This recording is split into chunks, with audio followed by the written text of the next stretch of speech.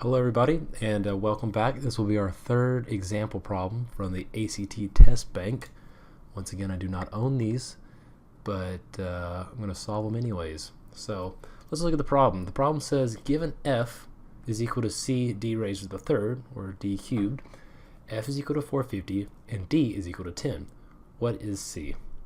So when we look at this, we're probably tempted to go ahead and plug in the answers, or at least the quantities that we are given for each variable. But the thing is, we want to solve this as fast and as efficient as possible with the least amount of mistakes. So instead, what we're going to do is we're going to rewrite the problem, which we're going to just look at the main part of it, the meat and the potatoes here, which is f is equal to cd cubed. And since the thing that we're actually looking for is c, we're going to go ahead and isolate c by itself. So we'll just call this step 1, which is we'll take f, keep it where it is, and then we will divide both sides by d cubed, which will just give us c. And then for our second problem, or the second step, we'll just go ahead and plug them in. So we know that f is equal to 450, and d is equal to 10, which is going to be raised to the third, which is equal to c.